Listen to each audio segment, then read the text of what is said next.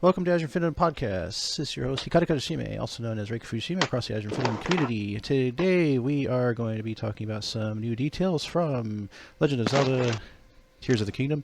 Brand new trailer just dropped, as well as the first, 16 minutes of Final Fantasy XVI was shown. We had quite a bit of details today, and it's quite a bit. We've got the new theme, new gameplay footage, as well as lots of info from the series producers and directors and staff of the game. And also it happens to be Glitch Symphony's birthday. Happy birthday, Glitch. Happy birthday, Glitchy! Yeah, happy birthday. Feliz cumpleaños. So, with that, let's go ahead and get started here, talking about Tears of the Kingdom. So just a quick show of hands. Who here has not seen the trailer? I saw it once. Okay. I watched that. Okay, so there was the reason why I ask is because there are some interesting things that was spotted in the background of the trailer. There's a little bit of, maybe some Easter eggs or something to think about. One, did anybody notice that Link had a whole bunch of companions? It was a little bit different this time. I love that we had like the what are they called? I keep wanting to call them Rudos. They're not. The fish people. That's the Zora. The Zora. Yeah. The Zora Prince dude was hanging out with him in one of the scenes. Yeah. Yeah, exactly. Sorry. Go ahead. Go ahead, Glitch. Oh, sorry.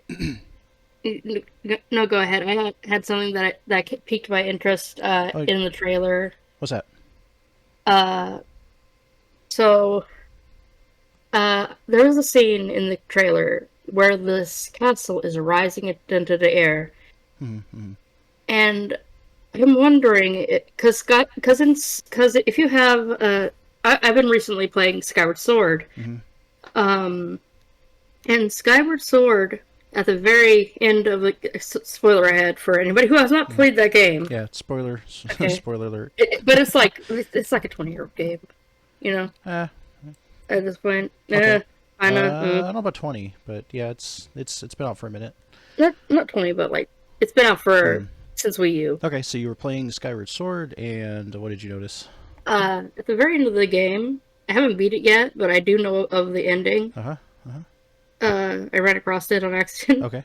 The goddess statue, like the big goddess sanctuary, at the end of the game falls down onto yes, that's true. Where Demise is sealed. So I'm wondering if they're unsealing him. So you think that might be an unsealing of Demise? Yeah. That's a really interesting take. The fact that it did fall all that way. Was there something in the Tears of the Kingdom trailer that reminded you of that, by chance? Yeah. Like because the castle's rising, I'm like, I wonder if they built the castle on top of the ruins. Wouldn't that be interesting? Yeah, like, if they did build that on the top of that, then maybe that's where some of the like evil power is coming from or something. Like there's more to what's going on with Ganon, which we also saw in the trailer. Oh my God! For those that don't know, in the first reveal for Tears of the Kingdom, the greatly anticipated sequel to 2017's hit masterpiece Breath of the Wild, which IGN and a whole bunch of other companies gave a 10 out of 10 to. There was a reveal showing Ganon, the main antagonist of the Zelda series, looking like a zombie it kind of showed that he was alive still, even though you fought the other version at the end of Breath of the Wild, and people jokingly called him dehydrated Ganon because he looked so like zombie-like. And so for like 3 years he's been dehydrated. 3 or 4 years he's been dehydrated Ganon. And now I saw a news article today that said Ganon has now been rehydrated.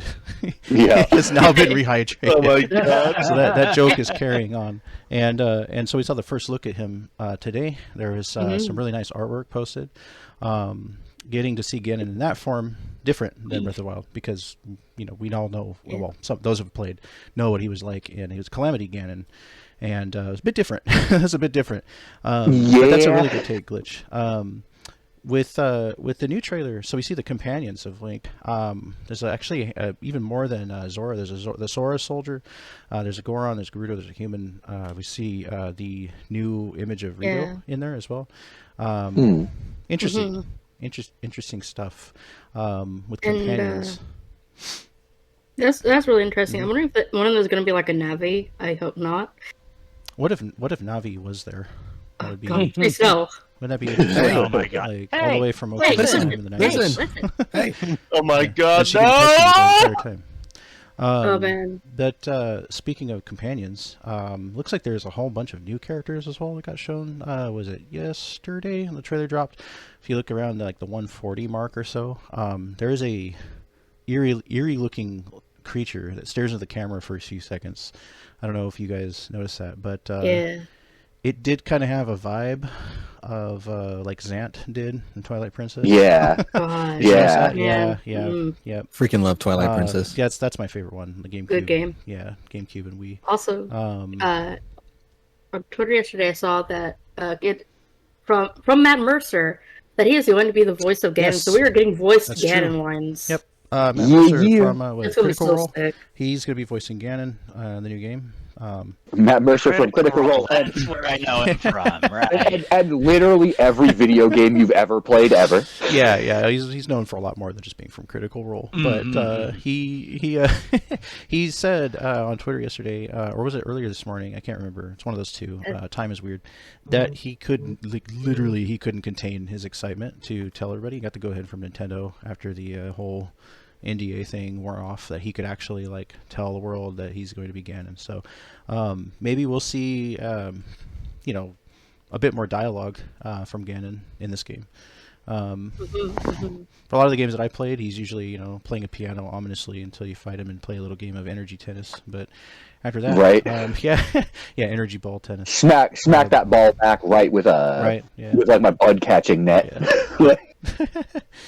Remember the Phantom Ganon fight in Ocarina of Time?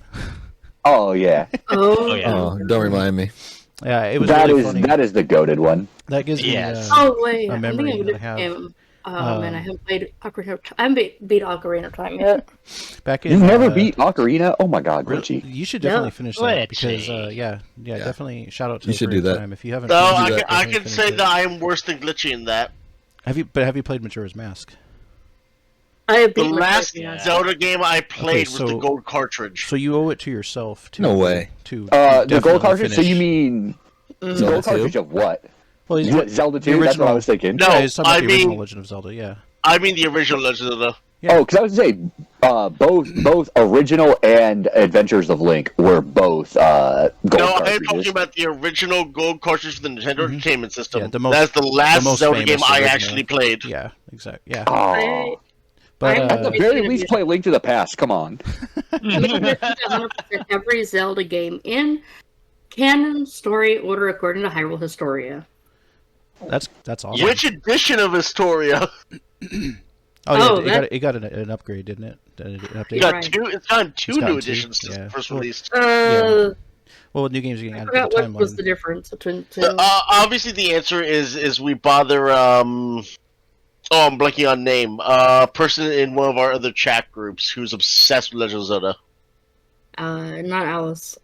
No, Glenn. Was it Jesu? It's Glenn. It's Glenn. Okay. Yeah. So what was I gonna say, Glitch? Definitely finish Ocarina of Time. Yes. You must do Sorry. this. Yeah, did I hear you say you beat Majora's Mask before you beat Ocarina of Time? Yes. Yeah, she played the sequel, but she hasn't finished. I hope you can hear me shaking my head at you because I'm doing it as hard as I Right? can. I'm shaking as hard as I can. Yeah. But you know what? You know what's great though. Are you currently playing Ocarina, or is it just like a file that you left off on? I had started a file, but I didn't get. I got like Okay. to the part where like Zelda throws you the ocarina, and that's as far as I got because. Oh my god! You didn't even get to Adult Link. Oh my god. Wait, you mean No, but she you know throws what? you the ocarina at the very beginning of the game? It's completely like- okay like- though, because like- that means you have like a lot to experience. It's awesome. So I love yeah, that is too. true. and by playing Majora's That's like Mask, you're not 30% of the really- game. Yeah, by playing the sequel, do you're not love exactly that like game missing.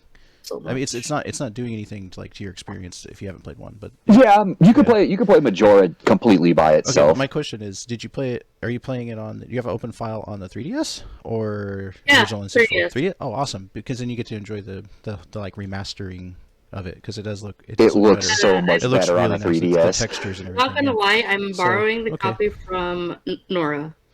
Thank you. Yes. Oh, okay. Yes, you are.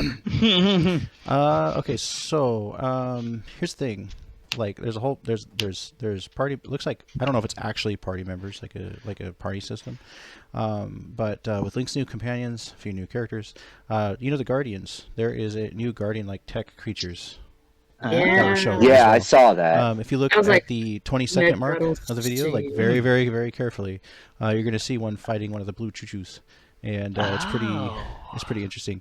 And there's a bigger one around the 144 mark as well, so definitely just skip over there in the trailer, and you can kind of see what we're talking about. Like, What's I'm that? wondering if the companions are going to function kind of like the kangaroo and the flying bear did in Oracle of Ages and Oracle of Seasons. Oh, we'll have to see. We'll have to see when I it comes out. doubt it. I'm expecting them to be. You're on this particular mission or quest or whatever. They show up for this fight. Yeah. That's possible, yeah. Like a cameo Either appearances. that or like use items like in the Dark Souls games where it's like I summoned somebody to help me with this shit. You might be able to do that, as well as you know, like a Pokemon, you know, just like, hey, here's a Goron, you know, go fight the thing.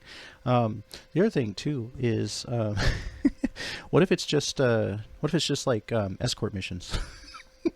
Oh, Yeah. Wouldn't that be could be. horrible? Escort They only show up so you No, can escort I them. haven't- Like I- you just have escort to missions wait, with like, Navi. They just do this. I think that'd be perfect. long No. freaking walk, and then you're just like bored the whole time. Okay, so anyway, the I don't know shrines. about Navi to say no. How many of you guys have gotten all the shrines in the first game? I haven't gotten all the shrines, but I've beaten the game a couple of times. Well, if you're familiar with the shrines from Breath of the Wild, the shrines have been completely redesigned or they look like they've been redesigned completely in Tears of the Kingdom. I would hope they would be redesigned because it's a new game, but they look way bigger.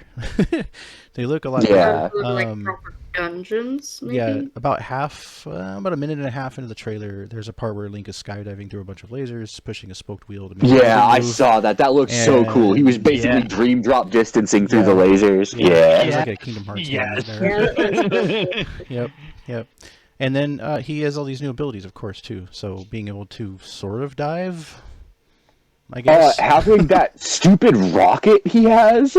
Right. What's this? It's just a rocket. There wasn't really underwater exploration in Breath of the Wild, was there? No. Mm-mm. Not like Ocarina of Not Time, where you really, get no. the heavy boots and the blue tunic that lets you go underwater. So I saw that early on. They were going up into the sky, so I'm wondering if we're visiting Skyloft. Or the wouldn't that be ruins of amazing Skyloft. though? Like, Yeah, To actually go it back looked for it? like it had a whole Sea of Clouds thing going on. Yeah. Well, they have a place called Sky Island. That is actually a location in Tears of the Kingdom. So Oh. maybe. Well, we saw it in the reveal trailer originally, where he kind of like runs off and then falls down to the world. So Yeah. that's got to have some kind of reference to Skyward Sword. And the Blood Moons are back, but way Yes. worse. Blood Yeah. from Oh, the boy. Blood Moon. It was really Blood funny moons about are the that best. is, I saw a screenshot of Link like standing in some kind of building looking out at the blood moons, and I had to make a joke with a friend of mine, and I was like, "Well, I know how this goes because I'm as a Final Fantasy fan, we all know what it's like to see a red moon in the sky. Right. Yeah, We know what that means. Yeah." And And now That's- Link has that's never a 3 good days thing. to stop it from crashing into Earth. So it's like a combination of the Calamity versus like You Majora's just- Mask Moon falling down You the just world. suddenly hear answers playing. Like, Oh, like the creepy version you hear during the Yes. resin. Yeah. yes. Yeah, just like in the distance. Oh my Hear the god. song and you're like, So overall, like that's kind of a little bit of a roundup of 5 things that people may or may not have noticed from the new trailer. Those who have seen the trailer, what else stood out to you guys? Airships. Yeah. Airships. Yeah. This is the first time in Zelda that we've actually gotten Is it legit the first airships. time? It Really? feels like it is, but Oh, I'm not man. enough of a Zelda fan to Uh-huh. know. As that far as I graphic can novel. remember, yes. Let us know in the comments if you find other Yeah, airships, definitely and let us know in the ideally, comments below. send pics. I Definitely. am all for airships. Like, Yeah, that's anybody my out there? favorite part of Final Fantasy. That's my favorite part of basically any sort of steampunk-y. Nora, the Sky Technical. Pirate Queen. Yes. Yeah. Yeah. Yes, literally. Just me during the whole Sky Pirate arc in 14 is just like, Oh, you know what we need? We need a remake of Skies of Arcadia from the Dreamcast/GameCube. I was just thinking There's that. petitions for that, isn't there? I think I've seen. There sure have there been for is. like I'm sure there- decades, and it's decades. just not going to happen. It's not Hey, I decades, but mean- it's close to. Maybe they'll do like a spiritual sequel, like they did with Suikoden's Aiden Chronicle or something. Or at the very least, put it on Virtual Console or something. Come on. Yeah. What are they waiting for with that? That's another thing about Legend of Zelda series. So like with most generations of Nintendo consoles, they do often make like a lot of like, or at least some of the older ones available. But not long ago we got Skyward Sword HD as well as the Link's Awakening HD remake. It's pretty nice too. I think wasn't Breath of the Wild inspired by the original one? Originally, something like that, or have they yet to actually like remaster or remake the original one? Breath of the Wild was kind of inspired by the original, where like you've got an overall goal, but the world, there's no quest telling you to go to insert place. Okay. There's just figure out what the hell you're doing and finish this game. Much like in the original Zelda, where it's like, good luck finding all the dungeons. Yeah. yeah, you had to find all the dungeons, and then an old man gives you a sword. Wait, old man give you a sword? We God need damn it, old man! God damn it, old man! It's dangerous to go alone. Take this. It really was, though. It was dangerous to go alone. I mean, can you imagine not having a laser beam sword with everything that is trying to fly around on the screen on an NES game, where a tiny pixel touches something and you die horribly? And have to start over again. I played through both playthrough 1 and playthrough 2 of the first Zelda game again recently, and it is Nice. not fun. Yeah, it's It's rough. not fun at all. It's rough. It's what we had at the time, and it was beautiful at the time, but it is not fun to go back to. Okay, would you rather go back to the old ones, or would you rather play the CDI version of the game? Oh my god, you had to mention the CDI. I had a feeling that was going to come up. Depends on which CDI Oh game. no. The Wand of Gabagool. No. What? Gamelon can die in a fire. So okay, here's the thing. That's very true. It can die in a fire. So the thing is there's probably still a percentage of people in the world that are Zelda fans that do not know what the CDI thing was. So we should probably like fill in some of our listeners of what exactly happened with that. Why are there 3 really horrible, Okay, so horrible Zelda what games? happened? Are we gonna go? What Are we gonna happened? start with the Nintendo PlayStation story, or just start with No, CDI? it was just start with Phillips. With Philips? Sure. But do we? Yeah. But why it existed? It was all because of the Nintendo Philips Sony deal from like 90 something. And, Yeah.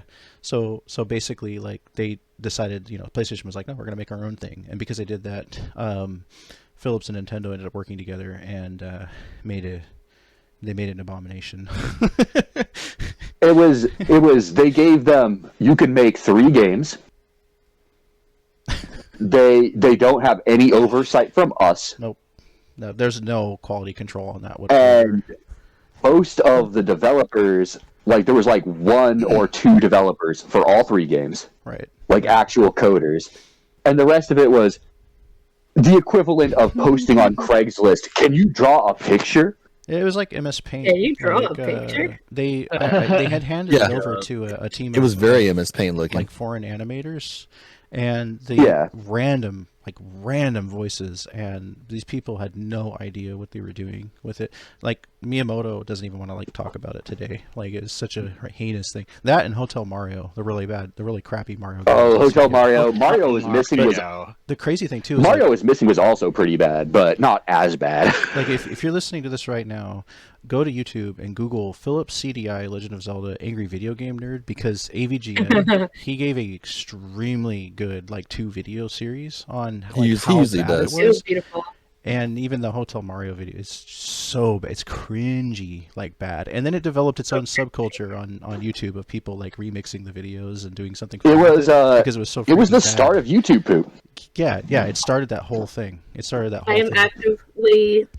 I'm actually surprised that I can't wait to bomb Dodongos. Yeah, the lines were terrible. The dialogue was so bad. It was just so bad. Like the guy that Boy. melts saying "You killed me," and then she You just says killed "good," me. and that's like the entire scene. It's They extremely. had no horrible. context for any of their Yeah, lines. yeah. It was just record this line. Yeah, I mean, Well, basically how- Ganon was like a weird, like floating cat wizard with flappy hands, and like it was really horrible. The King of Hyrule ended up being the main character of the spoof series that Yeah. was Yeah. unofficial, made by fans. And, Link, my boy. Think my boy. yeah. Drink mubble. But yeah, definitely Google Philips CDI and all that stuff. It was like this giant thing, this box that was like bigger than a freaking VCR that you had to like lug into a. Like nothing could fit it. It was horrible with like a weird spoon controller. Like it was really bad. The convention It was- the convention we recently went to It was actually cursed. had a working Philips CDI plus the Wand of Gamelon games. Did you get to play it? No. I have taste. I played Monkey Island. And because it turned I into a wouldn't- story, these things are like hundreds of dollars too now, like just for one disc. Yeah. Yeah, it's insane. I wouldn't play Wanda Gamelon. I wouldn't play Faces of Evil. I would, however, play third one? the Zelda one, Yeah. which was the best one. Yeah, that looked a little bit more manageable than the other two because the controls were just so god awful. They were Sure. floaty as hell, and you swing and just miss, and then you had like the same kind of poke attack Oh, that you did in like Adventures of Link, except for you did not have the tight collision detection that Nintendo puts into their games. Yeah. Yeah. The collision was off too. Like in the AVGN's videos, you can clearly see Link like jumping through a platform and just falling through the middle of it instead of it catching. Mm-hmm. Horrible It's game. So dumb. Really, really bad. So back to good Zelda games. Games. So I can't even remember how that came up, but I CDI don't- is pretty rough. Oh. Okay, so well, let's see here. Okay, so what are you guys most looking forward to in Tears of the Kingdom? Like leaving off from Breath of the Wild and how that ended, and then the DLCs and all that.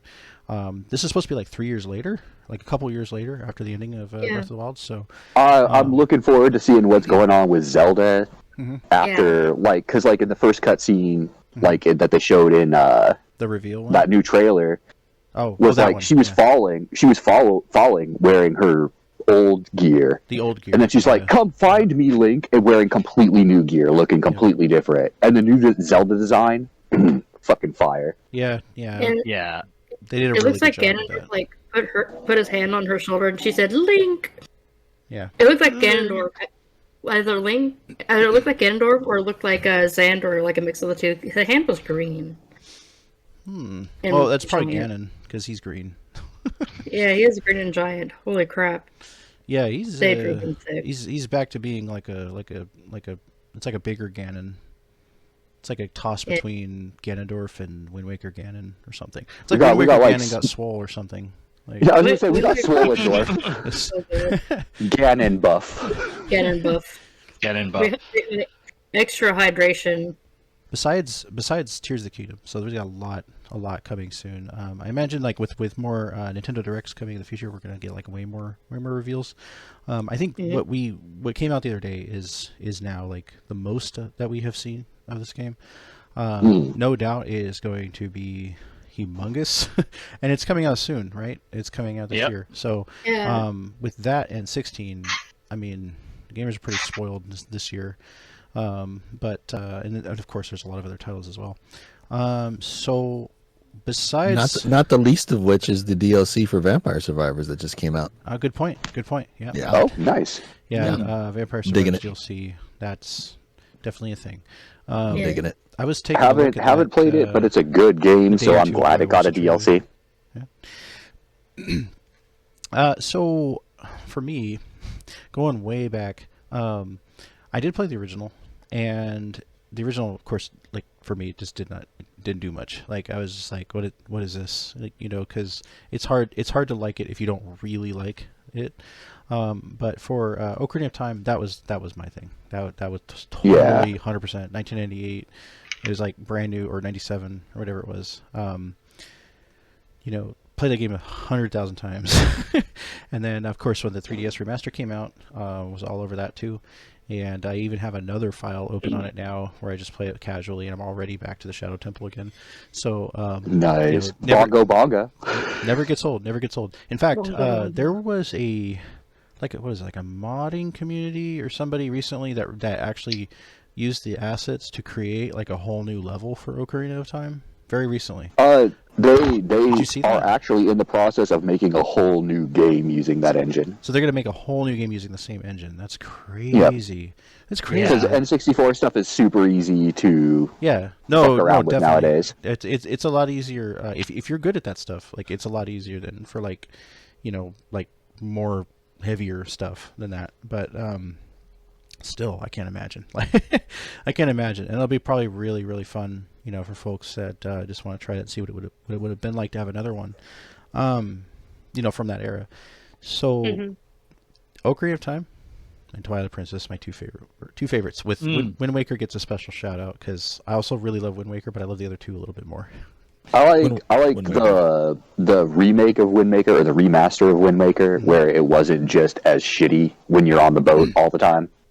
Oh, gotcha. Yeah. The Wind Waker is my favorite of all time. Is that your number one pick? Yeah. Yeah. And I will use every platform I ever get to say, Nintendo, if you're somehow listening, give us a proper Switch remaster for the Wind Waker. That's all I need. Yeah, it seems because like they remastered it on the Wii U. You've got Wind Waker and Twilight Princess HD on the Wii U. I would have to say that my favorite Zelda pick, aside from the one that Nora had already picked, would be, and this is probably gonna, I don't know if people would like this game or not, but I like Legend of. My favorite was Zelda Oracle of Ages. Mm-hmm. Oh, the original Game Boy Color games, yeah. Fuck yeah. Mm-hmm. Yeah, Oracle of Ages and Seasons. And did you know there was a third one that was planned and they didn't release it? Yeah, because they were supposed to do one for Din, Feyor, and what they did is that they combined the two. If you can link it together, and then you could play a completely different game where you get a different dungeon. You could. There were a couple of quests that if you did it in one version of the game and you either link cabled or put in your link code, you'd get another dungeon or different rings. Yeah. Shout out to the link cable. I know, right? And then there's Twin Rova and actual Ganon showing up. Oh yeah, yep. And but it wasn't. But it was Twin Rova tried to sacrifice Zelda to get to resurrect Ganon, and he became Beast Ganon because the thing technically failed. He had all the strength of Ganon, but he didn't have the mind of Ganon. I mean, anytime Ganondorf becomes Ganon, he loses his mind. Yeah, but definitely a banger game. The second he goes from man to pig, he loses his mind. Although Man Bear Pig. Yeah, because Man Bear Pig. Well, it basically has the there is that beast form Ganon and then non-beast form Ganon. Didn't play single games. If I had to shout one out, probably my favorite sentimentally, probably technically my favorite one would still be A Link to the Past. On the Super Nice. Nintendo. I was waiting for somebody to say Link to the Past. Nice. Yeah. My top two are I think once Ocarina and Link to the Past. Like, Yeah. you can't Ocarina's do solid. better than those two. Like, Yeah. they're tied for me. Yeah. Yeah. There was a while for about maybe 15 years I would play A Link to the Past once a year, and I would beat it from memory and just play from the beginning to the end because I have that game like mastered. I tried a couple of years ago after taking a break, but now I gotta stop and look some things up. But yeah, for a while, for about a good 10 or 15 years, I'll play that game once a year and beat it. Yep. Nice. Yep. Same here. Me and Four raced through it one time because it came out on the Game Boy Advance. Oh, yep. There was that Game Boy Advance that had like 4 swords on it. If you had a link cable, Link cable. Yep. Link throwing cable. it back to the link cable. But it I was actually just still the have same one. game, and he played it on the SNES. I played it on my GBA, and I beat him by like 2 hours. Oh, dang. Oh, dang. Oh. He's throning your dad? Yeah. Man. That's Good fun, times. though. That's That's fun. the goal of the son. You gotta surpass your Yep. father.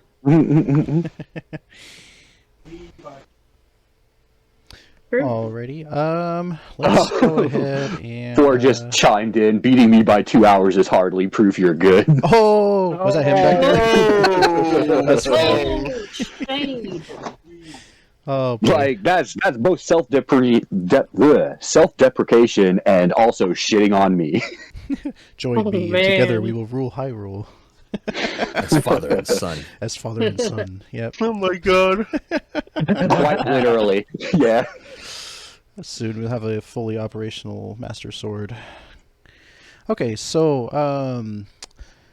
any other comments about Tears of the Kingdom or Zelda franchise favorites before we move on here? I've had enough people tell me about how great that is, and that game, the previous one. Breath of the Wild. Yes. Breath of the Wild. Yeah. And I have played it a little bit, but I've never really sat down with it. I feel like, as far as this new one, I've been kind of avoiding the footage for it. Yeah, I've seen some clips here and there. I saw the part where he was dodging the lasers as he was falling. Like the is that the snake fight from Final Fantasy XIV where you're dropping and you're dodging the balls? Yeah. It's almost like a shump shooter a little bit. You're talking about Byakko? Byakko. Byakko. Yeah. Yeah. Yeah, so I saw that and I instantly thought of that fight. Dream drop distance. If anybody wants to play like Link's Awakening, please do the I highly suggest you do this as a challenge to yourself, and also because it gives you like an alternate and there's like a secret ending to Link's Awakening if you use the new version. Okay. Interesting. Yeah. Okay. If you don't die throughout the entire if you don't die throughout the entire game, you actually get like a special ending.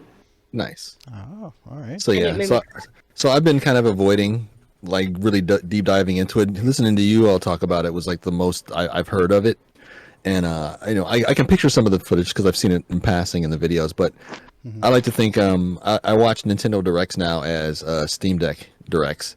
And so I know eventually when I get off my lazy butt and I finally get all my emulators set up, I will go back and play those games. But right now I like not knowing too much about it because the one day I do come back when I'm probably an old man in my rocking chair on the porch, like hand Daddy a Steam Deck 2 because Valve can't count to 3. There will never be a third one. Right. Oh, that's a very good Oh point. my god, yeah. That's a very Yeah, so they'll poor probably make David. one more Steam Deck and that'll be it. They'll make it 2 and it'll last forever. Yep. Yeah, so that's what I'm thinking. I'll be sitting there with my old Bloodhound They'll just playing keep that game patching finally. Yep. That's fun. No, we'll get a Steam Deck Alex then. Yes. Steam Deck. Yeah. Steam Deck Aperture. It's technically not the third one. It'll be something else entirely. Yep. I mean, Aperture to Steam Deck. be Half-Life fair, like, 2.5. I was gonna Let's say, go. with when it comes to the Steam Deck 2, if you get one on pre-order, you get it with a copy of Half-Life 2.8 Final Remix. Nice. Only playable on the Steam Deck. Oh, you just made me shoot beer out my nose. nice. That's a win. Did that sting? I think you're. I'm thinking that is You're thinking of the Stream Deck? That's what everyone thinks at first. The Stream Deck, yeah, the Stream Deck, but it's Stream Deck and Steam Deck, two very different things. Yeah. Yeah. Okay, so let's move on to 16 stuff. What was that? I actually use one of those two. Which one? I will not, and I will let you guess which one. I have them both. I actually use exactly one of them. Steam Deck? Yes. Ah, okay. Alrighty. Okay, so let's see. So yeah, yesterday. Yesterday was Thursday. We're recording this on a Friday. So, yesterday was the Sony State of Play, and the big feature of State of Play was the FF16 25 minutes. I know I said 16, I think earlier, but it's probably just because I have 16 on the mind. 25-minute State of Play presentation focused on 16. So there was quite a bit of reveal footage. Our favorite Yoshi P from Final Fantasy XIV, the producer, was actually on the stream to announce that the main theme, Skiwa Miteita, also known as Moon Gazing, was written and performed by the recording artist Kenshi Yonezu. And who was it here that was talking about Yonezu earlier? That was me. Me and you, I think, right? Yeah. I was talking about Yonezu, aka. So he was most known for what previously? Previously, a lot of it is the My Hero Academia second theme song. Okay. And Hatsu, and he was also known for like one of the best Hatsune Miku songs ever. Which one? Sand Planet. Oh. Okay. One of the ones they did for the Miku festival that they do every year. Okay, so he's a famous Miku composer. He's made openings for Boku no Hero Academia, various anime games, and now he is making the title, the main theme, Skiwa Miteita, Moon Gazing. Yonezu had said that he can't express the impact that FF has had on his life. He never thought he'd never imagined in the world that he would have an opportunity like this, and he wrote this song especially just for this game, which I would think he would. And he just wanted to thank everybody because he was just, overwhelmed with being able to write the theme for a mainline Final Fantasy game, which is a pretty big honor, given that very few people have, and they are usually massively iconic songs celebrated for decades to come. For sure. Here's a fun little aside. I played the chiptune version of the Endwalker theme, the one that is playing in the FC house right now. I played it for my kids in the car, and they were like, "Ooh!" Like they were feeling it. Ooh. They're like, "Yeah." So the chiptunes is just like it's something that's easy to get addicted to. I love chiptune remixes personally. So me too. Yeah, they're a lot of fun to put on the background. If it's not lo-fi, it's chiptune sometimes for me. FF actually has a few official chiptune albums. If you look them up, there is, what was it called? SQ Chips is the name of it. SQ Chips 1 and SQ Chips 2. And I think you can find them online still. A lot of really good, like officially produced chiptune music for older Final Fantasy songs. I know there's a really good one for what was it, Blinding Light from 13, and then there was the Battle Against the Cloud of Darkness one. That was really good too. There's a whole bunch on those albums, so if you really like the old school ones and can imagine how they're remixed in chiptune form, definitely check out SQ Chips. And I think I just saw the other day there was a new chiptune album or something coming out, so those are definitely getting a lot more popular. But with 16, good old Yoshi P,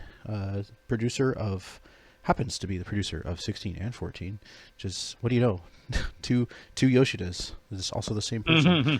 Literally just made that joke in FC chat. Yes. Wait, yes. Somebody made that joke It's just been now a while in-game? since we've had a crossover. I'm like, well, hey, I think we'll get a 16 one if the producers can talk to each other. dude is literally carrying Square Enix right now. That whole company, he's carrying them.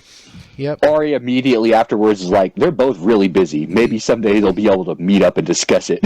Yeah, when he said that, that was hilarious. And for just a quick second, I thought to myself, is there another Yoshida? Right? I'm like, wait a second. No, he's joking. He's joking by saying that. So, yeah, it's so awesome that they gave him this opportunity. It looks like a lot of 16's aesthetic and style follows that really rich, like Kazuya Takahashi art style. Very similar, reminiscent to Akihiko Yoshida's work from previous Ivalice games, like almost like a Bravely Default art style, Vagrant Story style, turned into super next gen current, or well, I guess it's not next gen anymore, but current graphics on PS5 and eventually PC. But Yoshida was talking a little bit in the trailer, saying that he found out that the team would be able to work with Yonezu. They were not only surprised, they were overjoyed by it. Yoshida happens to be a very big fan of Yonezu's work and knows that he has a passion for creating music that resonates across generations. So he was sure that he'd be able to capture the world story and themes of FF16. He's not only an amazing artist, but also an avid gamer and Final Fantasy fan. So he is saying, please look forward to this theme song that's coming out for the game. Please look forward to it. He really said that. Yeah, he really said his We catchphrase, couldn't "Please escape. look forward We to couldn't it." escape having that. Yeah, Nope. you can't escape the "please look forward to it" because he's Yeah, he's no, Yoshi Hachi's been putting out music forever. Yep. Yeah. The dude had a band in like junior high and high school, and he put most of those on Nico. He deleted them. I was about to say, yeah. He's one of several really big success stories from the Japanese stream site Nico Nico Doga, which originally spun off of a YouTube channel, made their own. Because way back in the day, YouTube was like, no, you guys can't do that here, and then they became a massive Japanese streaming site, and bought by the Dongo company, and that's where Miku and a lot of other big things got really popular and ended up becoming their own IPs and such. So Yonezu has made his way all the way from that point to making the main theme song for Final Fantasy 16. So definitely looking forward to hearing that. And it's not the first time we've seen somebody who was like a Nico artist do something for a Final Fantasy game. Because I mean, we had Hayden doing the Rubicante thing. That's true. Like, Soken took Hayden's work, and they worked together to make a really amazing theme for the Rubicante fight in Final Fantasy XIV, current patch content. So with what we got to see from the State of Play 16 reveal, is that a lot of areas will revolve around paths that all lead back to Clive's hideout. Clive is the main character. The hideout serves as a base camp throughout the game. That was revealed at the State of Play yesterday. It shows Clive preparing for upcoming battles by crafting items in the hideout, gathered materials, tackling training modes. Apparently, there is also a training mode that leads to some outside the universe arena or something, and that people will actually be able to record their scores, and that other people, even though it's not a multiplayer game, other people can see other players' Clive scores. So Yoshida was hoping that people would be able to compete and create the strongest Clive in the world. I thought that was kind of comical. Players strongest Clive in the world is Barker. Wait, say that again? I said strongest Clive in the world is Barker. But the hideout system is kind of interesting because it gives you a sense of having a base, and then you have side quests as well as the mob hunts, which looks exactly like the hunt board that we're used to from 12 or especially 14. Exactly like the hunt Doesn't board. it? Yeah. It's the hunt board straight there's an up. FF14 Moogle that's just hanging out there as well. A very, very familiar face at the hunt board. Yeah. Moogle. And there's the two NPCs who will lore dump on you. Right. Yeah, exactly. And then of course every hunt has a like right now I'm looking at an example of the hunt board shows the Ahriman, the famous one of the most famous and iconic reoccurring monsters in Final Fantasy. But there's an entire paragraph of lore about that one monster, and I'm assuming what it's up to. And your hunts, not only can you complete them, you can complete them with different grades. So you can you're doing a C rank, C ranked hunt, A ranked hunt. I'm sure that's going to have I mean, that's probably going to be a lot because in Final Fantasy 12 there were like tons of hunts when they introduced the hunt board in that game. So I can only imagine might even be DLC hunts. Who knows?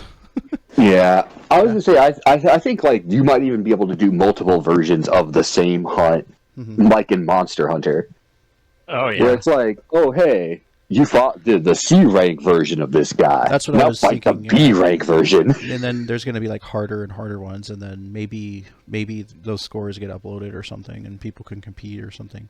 And don't forget to Oh boy. Don't forget to get the 60 FPS DLC.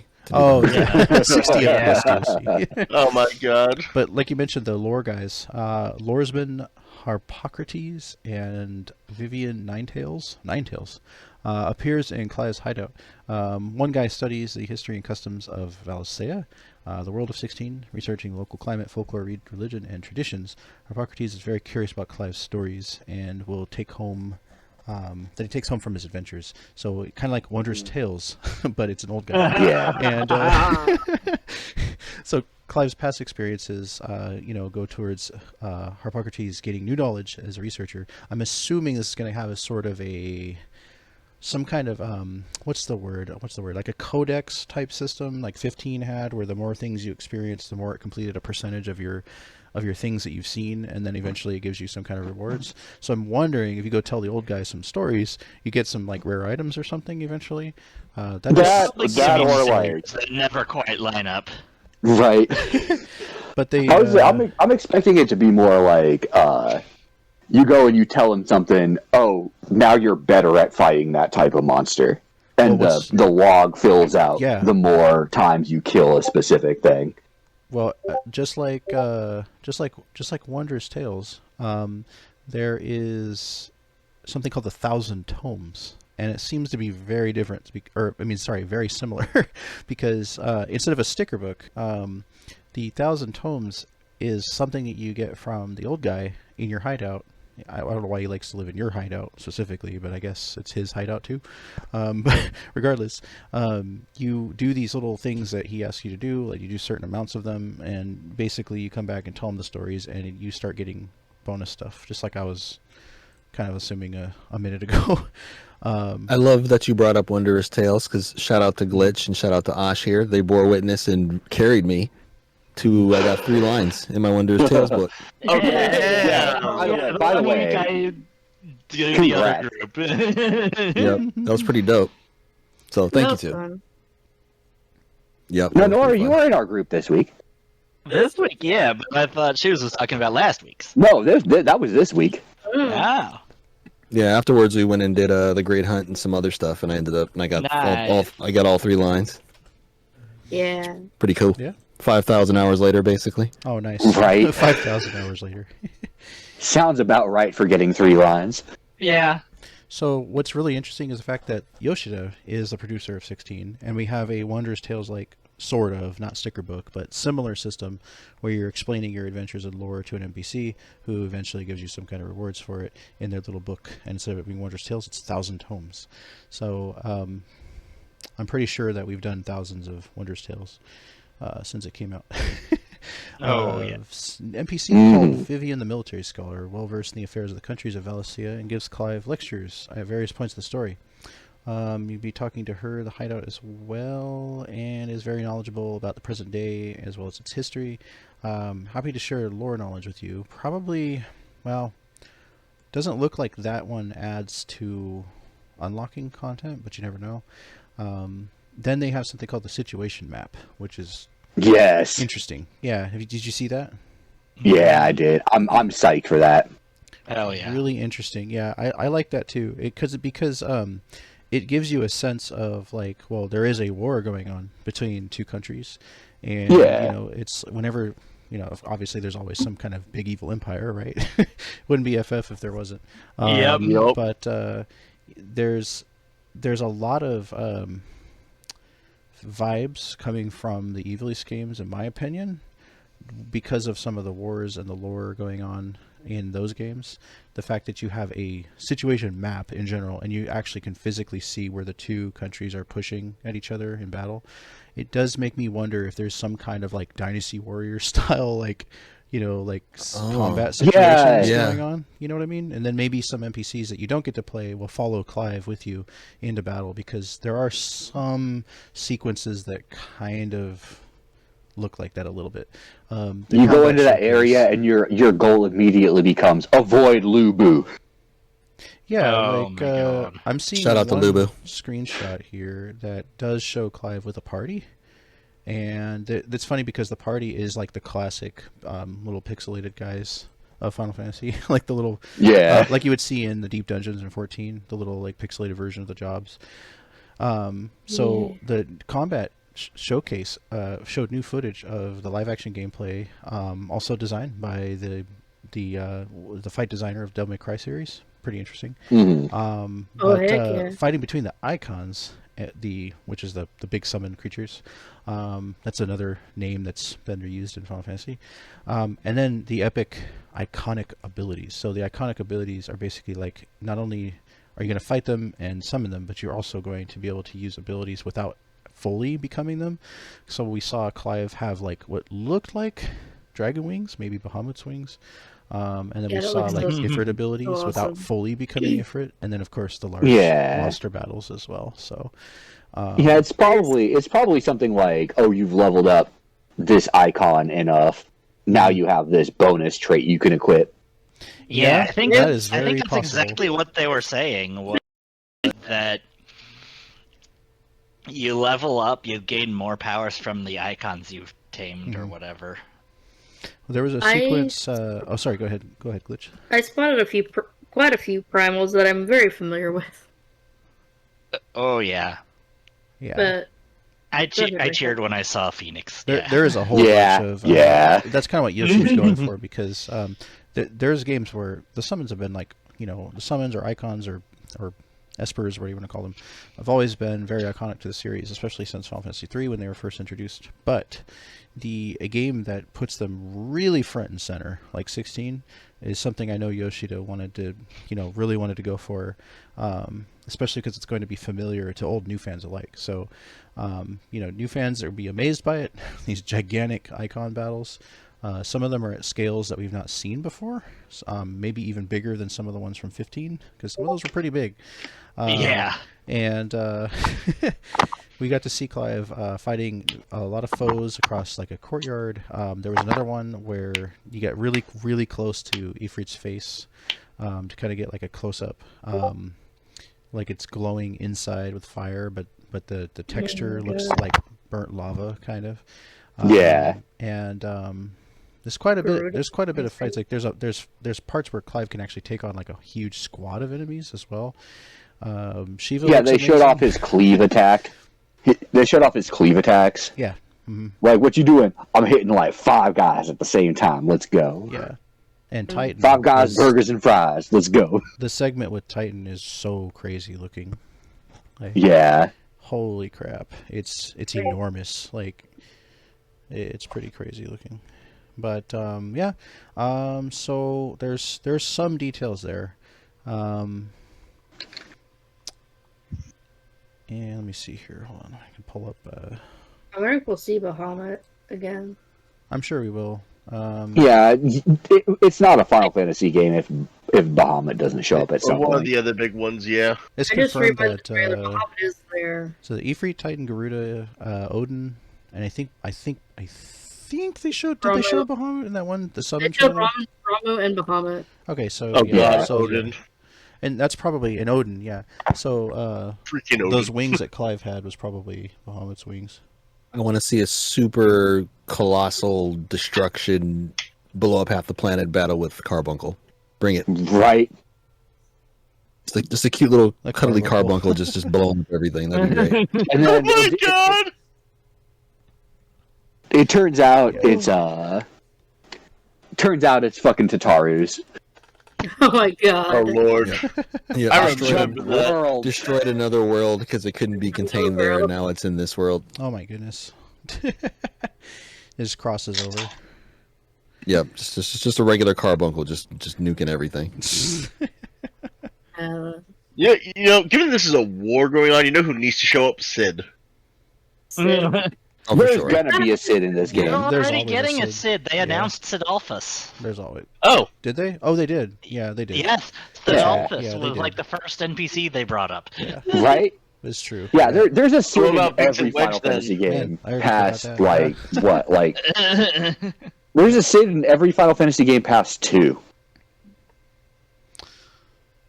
was there not Sid in 1? There's no Sid in one, I don't think. Or is there? I can't remember a Sid in 1 or 2. Well, actually, there might have been 1 and 2, but like 3 and beyond, there's always been a Sid. You know, Wasn't something that this will make you feel really, really old is the Sid of Final Fantasy VII is supposed to be in his early 30s.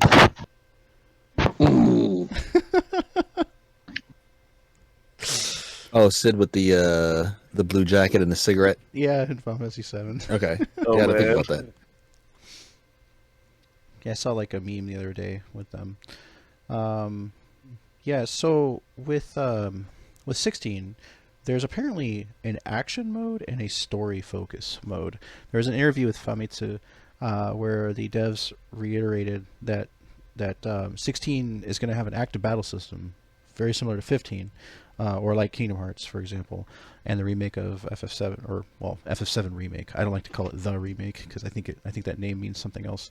But Yoshida revealed that players have different levels of skill when it comes to action games, so they want to feature 2 different modes. So that's really interesting. Action focus mode, or the AFM of the game, and the second mode called SFM, which is story focus. It's basically going to hold on, crap, I just lost my place because my computer decided to skip the page on me. Oh yeah, the ladder is designed for players to actually tweak a variety of combat options to adjust difficulties to preference.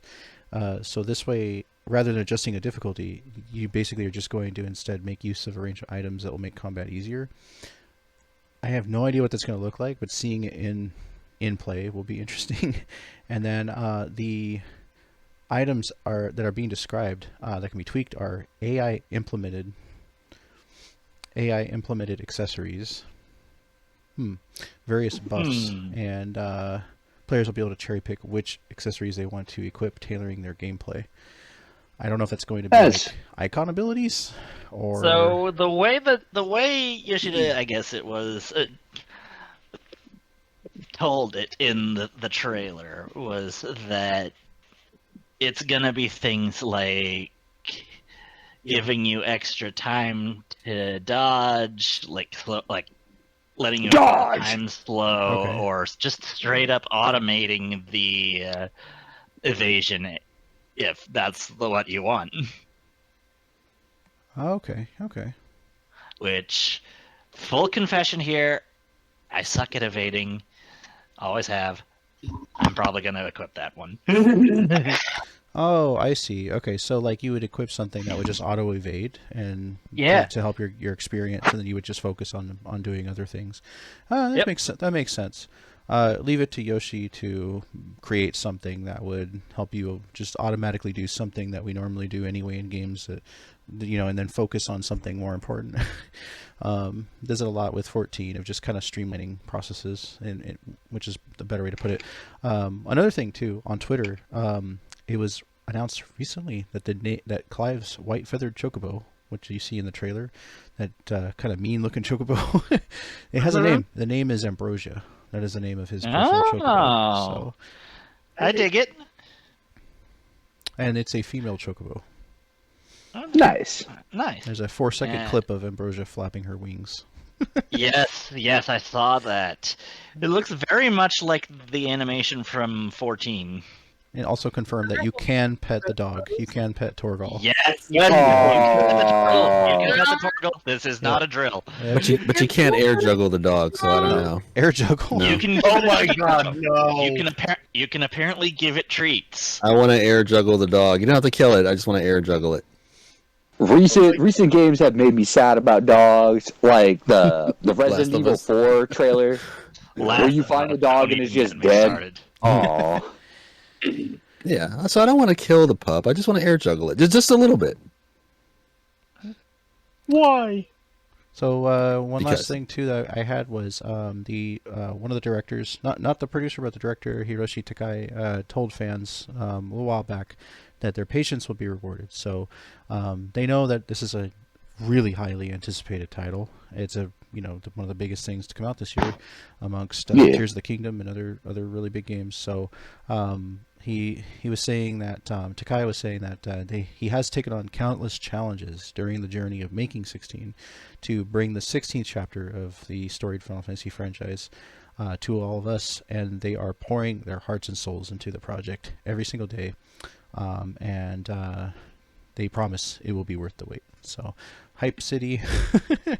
Well, And, don't forget sell it to me. Soken, Sell it to me. soundtrack. So I'm on the PC. I'm on the PC. Take my money. Can I have it? No. Right. yeah, it's probably going to be like my God. 7 remake, where we got to wait like a year till it's on PC, or maybe 6 months. And then we gotta wait I another don't know if 6 there's months for it to anything about not. that yet.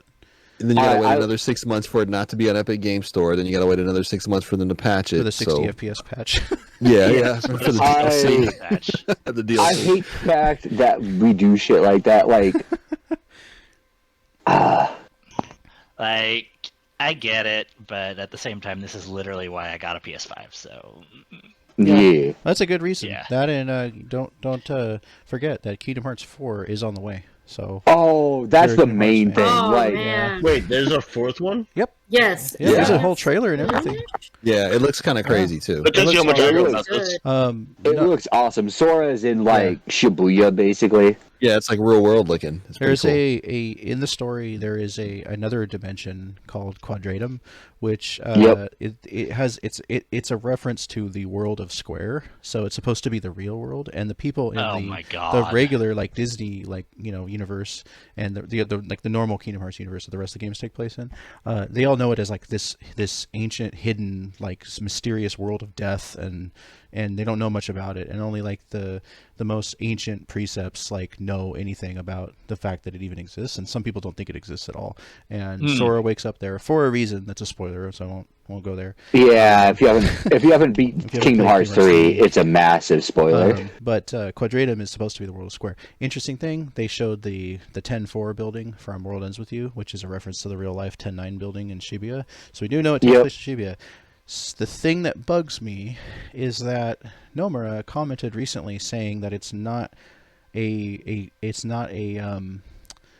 the purpose was not to have a crossover with World Ends With You. So I don't know why they even bothered showing 10. But they showed, didn't they show a World Ends With You character in that trailer? No, that was what's her name? Crap, I forgot her name. But she's one of the dandelions from UX.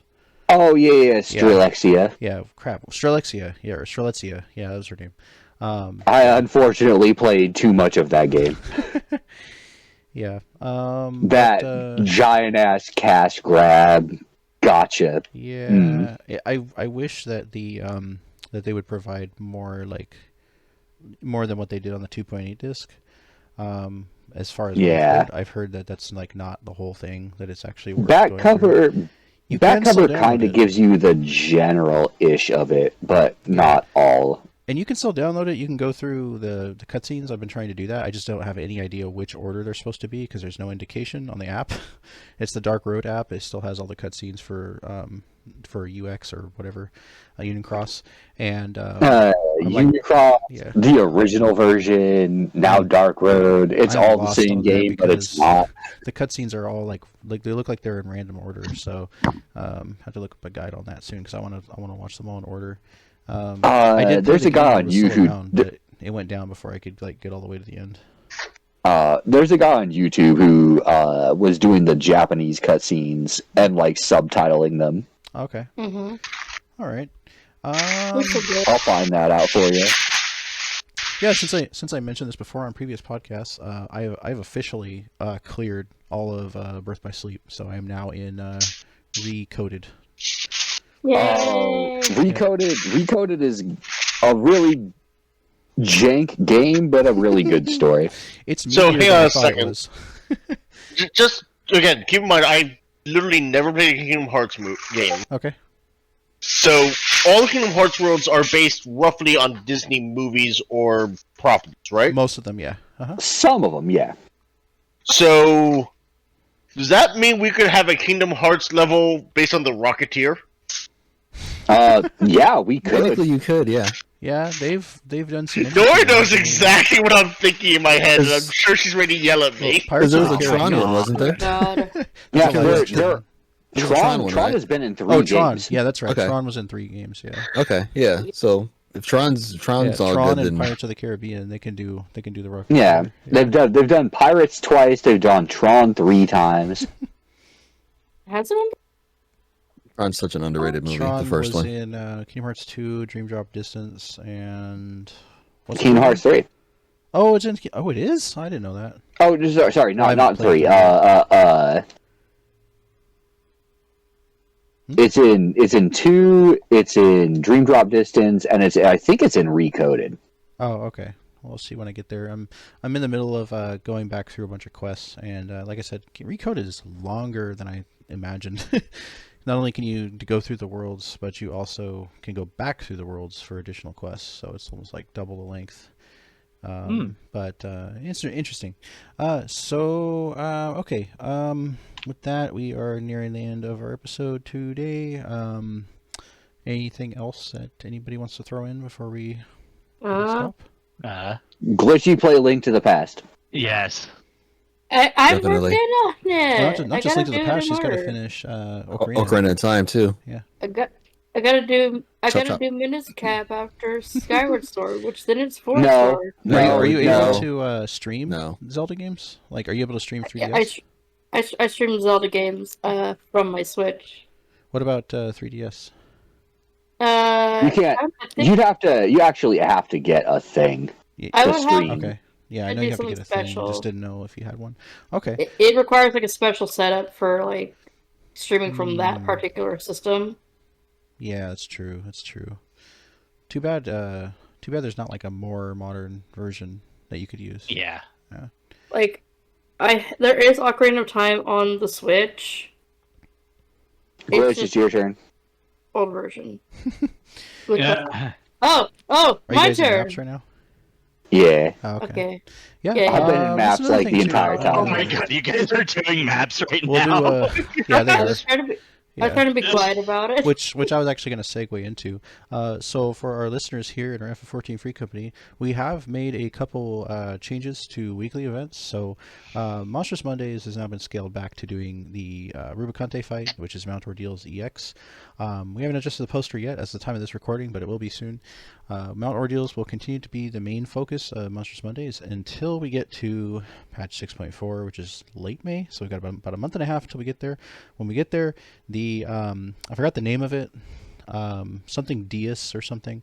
That's the new. Oh, EX. yeah, the something Dias. Dais of Shadows or whatever. Yeah, Yeah. Something like that. Shadows, yeah. So when the new EX comes out at the end of next month, we will leave Rubicante Yeah. in for a little bit longer in Mount Ordeals X, and then we will have the new one going weekly with the Monday trials that we do on Monstrous Mondays.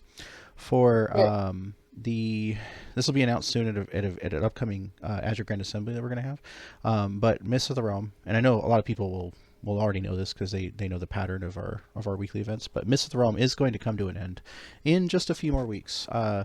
It's going to come to an end in our schedule, and then it's going to go on hiatus until the third raid comes out, and then we're going to replace that with a weekly Pandemonium Tuesdays final tier. Final tier is out already. To me, it seems like it hasn't been that long because I spent a good chunk of last year moving. But for some, it has been about a year and a half since Pandemonium's first tier release. So we're going to be going back to weekly Pandemonium Tuesdays raids. So that's going to be fun. That's the finale too. So we're all going to know how it ends. And maybe when we see more 6.4 stuff from the next live letter, which is expected sometime in early May, maybe whatever podcast is close, or whatever episode is close to that time frame, we can talk a little bit more about the next tier Pandemonium and what some of our 6.4 expectations are based on the next live letter, because I think we talked quite a bit about 6.4 stuff that we got to see early from the recent live letter. But for Azure events, the raids are going to go back to Pandemonium with Mists of the Realm on hiatus until 6.5, whenever that is. Yep. Probably we always do whatever the most current raid release is. Yeah. And also, like they were just mentioning a minute ago with maps, we do now have a addition to Treasure Thursday's weekly Time War Maps run in Final Fantasy XIV. We are doing earlier maps than the current 90 ones. We are doing the older maps, believe 50s through 80s, depending on who has what. We asked that folks bring 8-man maps. That way, the whole party can get a good chunky map run in. Possibly Just any map with a portal potentially. Yeah, which is That's all it 8 is. mans, yeah. Except for ARR 8 mans, which can be decent because there's the whole Mariner cloth that sells, and stuff like that. But the recommended, I mean, you can bring any map, but the recommended is the Heavensward Plus 8-man one. So that's going to be level 60 plus. So if you're halfway through the game, today's halfway through, and you're on level 60 or so, definitely join in. There is a time slot added to Fridays as well, which we named Friday Night Treasure Fights because it can't be Treasure Thursdays on a Friday. But for the first time ever, I don't Azure is know. actually That running seems to work for the NFL. They seem to do like Thursday night football on a Saturday. Yeah. that. Well, we're not the NFL, so Yeah. as far as our catchy names go, Friday. Friday Night Treasure Fights on Friday nights for the night crowd, as well as the Friday crowds. Lots of folks getting off work might want to run some maps, get some cool loot, and get a whole bunch of gil and tomes, all that fun stuff.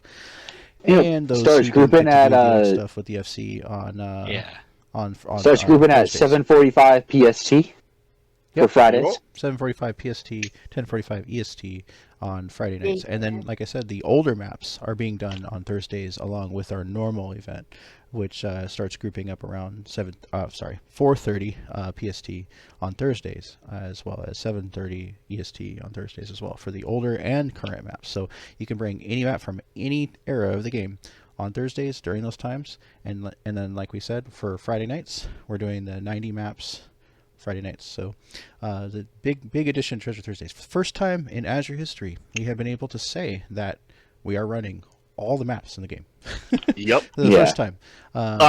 Given that, I'd like to give a shout out to Sergeant Shib and Scout Noah who helped organize all of that. That's a very well-placed shout out. It was 100%. Shibby, please don't have a heart attack over this. We love you, Shibs. No, seriously. Big props to our Scout Sergeant Shibby, who has been a major force in testing the grounds and seeing where the waters are on the interest in older maps. And I was actually going to get into that, saying that one of the big reasons why we didn't do older maps for a very long time is because usually we have pretty high retention rate in the community, so the percentage of people that want to do the new stuff is usually pretty high. Also, we've never been this far into having this many expansions before. So now we're at the point where there's so many different types of maps that the older stuff is becoming more valuable. Less people are doing them. So that's also very good for those, who want to make some extra gil off that stuff too. So, there's a number of reasons, but usually we spend about 2 years, in an expansion period on whatever the current map is. And, usually a lot of people would want to move on to the next one. But like I said, we're always recruiting. We have folks that didn't do those other eras with us at the time that we did them when they were current, and today now everything across the board is pretty lucrative to go after the weekly Treasure Thursdays or Friday I was about to say, if you show up for our normal map night and you don't end up in the 90s group, you will still make a buttload of money. Oh yeah, we've a been ton making bank. of jackpot. In fact, like level 70s maps are worth more than level 90 maps. Yeah, that and seems that's to the be the weird ticket right thing now. too. I actually got a chance to run with the lower level group yesterday, and the level 50 and 60 maps are actually more valuable on the market board on Midgardsormr than the 90s, than the Ophiotoro skin ones. You know what's interesting? I wonder, That's absolutely wild to me. could it be that people just hate Stormblood that much? Yes. It's that, but it's also because people don't. I'm just kidding. People automatically assume that the highest level is going to have the highest stuff. But the problem is, when you're doing the highest level stuff, everybody's doing the highest level stuff. Yeah. True. Yeah. Nobody's out there trying to grind out thieves maps. Like, I mean, maybe you're not, but well, I mean, I want them, but in general, Yeah, and you just get your Ofitorio skin and you just run with it. Taro skin, the new like spin the wheel one. Other thing too, real I think quick. Glitchik still wants that achievement from the Thieves map. Oh my god, yes I do. And that's a hard she one wants to get. Lucky Lady. That is a The hard one to luckiest get. of ladies. We also have a little bit of a revamp to Saturdays. If you have seen our recent Grand Assemblies or any of the logs or any of the announcements or not, there is a big upgrade that came to Saturday's Mega Mountathon. So if you have the Shadowbringers expansion and you would like to farm the Dragon Gwibbers, we are doing those every other week, first and third Saturdays of the month. That's tomorrow. Are we doing that tomorrow? Yeah. Okay. Yep, that's right. Unfortunately, Yep, yeah, we are. I need to resign from this. Unfortunately, come on, Osh. I don't want to do it anymore. Do you not like Gwibbers? I don't know the Gwibbers like enough. I think Osh just has some baggage from Emerald Weapon. Oh, yeah. It's mostly that bad it's memories. early-ish for me, and Fridays I drink. Okay. Well, you know, I just noticed a picture that you posted there, shoes. For no reason, it says Nice. it's got your character with sunglasses very close to the camera, and then I see that you're No. Lumberborn. Look at the reputations. That's what he's going that's for. that's what I was gonna say. The 420 on every single beast tribe is at 420 out of 510 for the He's blazing it. reputation on the level 3 friendly. Somehow you've got your 420 on every single tribe quest. I feel like that has to Yeah. be intentional. The only thing that would make that better is if the item level was also 20. Put that as the podcast thumbnail for the whole video. Right? Yeah, I looked up and I saw that and I was like, oh, screenshot with the sunglasses. Wow, how did you manage that? Did you do that on purpose? Kind of. Kind of. Yeah, Just kind happened of. naturally. Oh, Yeah, God. I was working on them all equally, and then I saw Oh my it was goodness. probably going to end up there, so I made it a point to end up there. That's funny. Especially funny because the sylphs are green and leafy. That is true. I didn't even think about that. See? That's why I put it here. All right, you guys. That wraps it up for this episode of Azure Infinitum podcast. We had a really great Zelda discussion today, especially all the hype for Tears of the Kingdom, which I know some people can barely contain themselves for. There's a really great Twitter account that's counting down the days, and I swear every single day I see the next day of countdown, and there's just like thousands of people going like, give it to me now. Right. As well as the hype for Final Fantasy XVI, which we're getting very, very close to. I think it's June. Is that June release date? Gotta double check that. I think it's mid-June, yeah. Okay, and so these things are coming very soon. They're coming very soon, and June of 2025 for some of us. No, well, yeah, Right. PC and PC not having gamer. PS5s, yeah. I think the very first price drop I've ever seen came recently for those, but the availability is still kind of questionable. But that should improve, in time. But they were talking about a mid-gen upgrade, like a PS5 Slim or something. So. Which just makes me shake my head. The Pro? Slim makes Oh. sense, PS5 but a Pro does not. The only reason why they did Pros last generation is because those systems were kind of anemic when they first came out. So it made sense to Yeah. have a more Okay. powerful version. But you Yeah. don't have to do that now. Yeah. So a Slim, yes. A Pro, no. Yeah, a slim, better cooling. We figured out how to do this better. Good job. Pro, they can't make a PS5 much stronger than it is. Yeah, if you look Yeah. at the average PC on Steam, these things are still kind of highish end. It's they're good pretty for a while. Yeah, they should be. Yeah. Slim would be good because I heard that there were some issues with if you leave your PS5 vertical for too long. Oh, why would there's you do something that though? There's something that can eat through the board or something. Because that's what they no. showed in the reveal trailer. The issue with having it standing up is that it wasn't sealed right, and so what it some is? of the shit off of the The liquid metal? The GPU, yeah, it would leak down and fuck up your entire thing. That's what it is. Yeah, but like he said just now, that's what they showed. You know, I would expect to be able to use both ways. The PS2, 3, and 4 All were all vertical standing. So why wouldn't you stand this one too?